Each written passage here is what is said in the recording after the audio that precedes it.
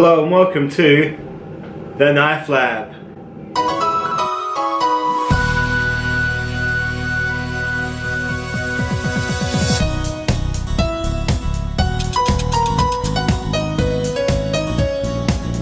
So what we're looking at today is this really good new knife from SOG.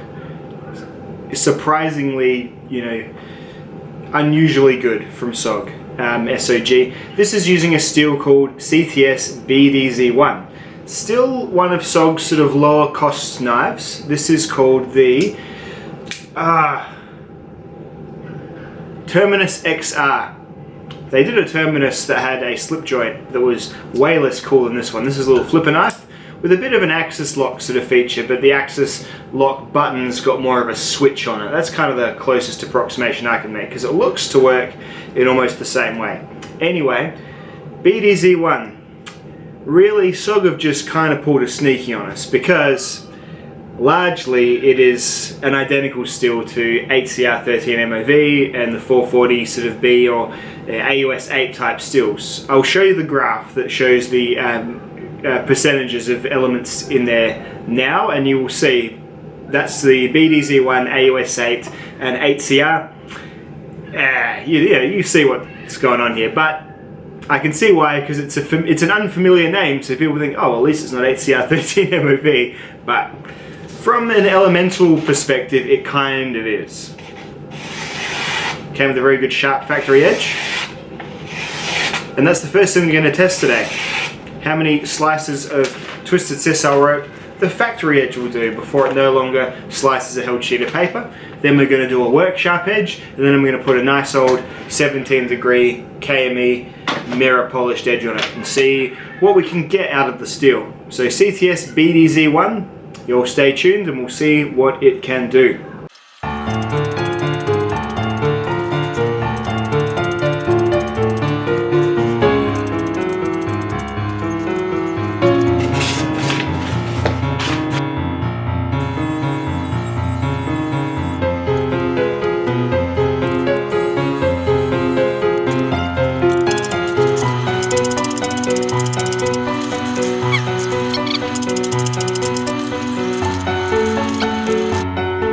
That was also 65, that's kind of an arbitrary number I chose to stop. At 50 it felt like it was starting to get a little bit rough going through that slice, but yeah, certainly at 65 it's just tearing the paper using the pressure of it's tearing the paper rather than slicing it. So there's some indication, I guess, of what kind of steel we're dealing with at the very least. BD1 is actually quite a different steel, I believe. This is BDZ1, remember. So definitely AUS 8-ish, I would say. Maybe just a little bit better, perhaps due to heat treat. Anyway, let's see what I can get out of it using a really nice sort of mirror polished edge. See if I can get it over 100 or something like that. That'd be cool.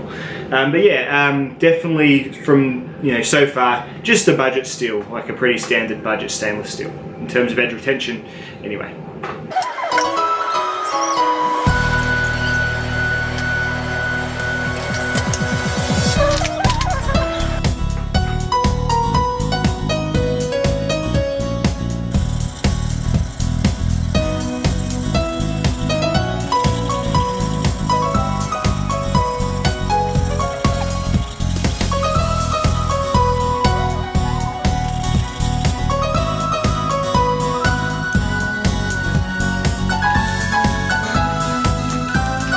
A very sharp mirror polished edge on it.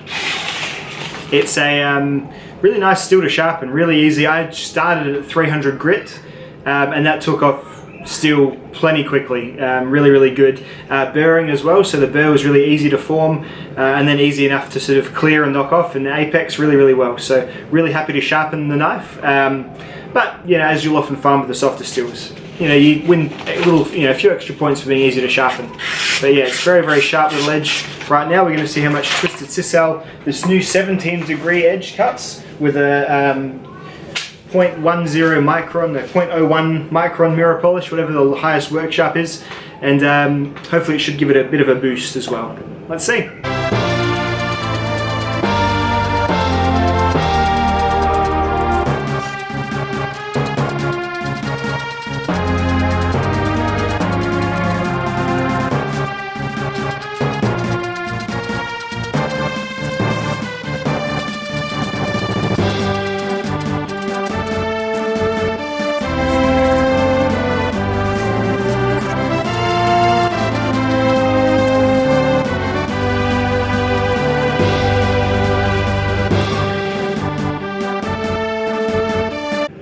So you got, when you take the time and you put a really, really good edge on it, cuts through rope 135 times.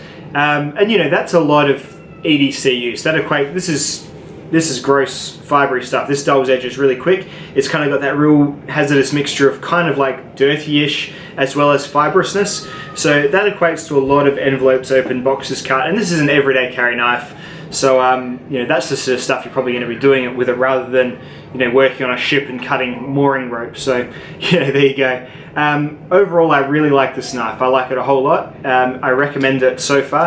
Doing that was quite pleasant. It was a pleasant to cut with knife.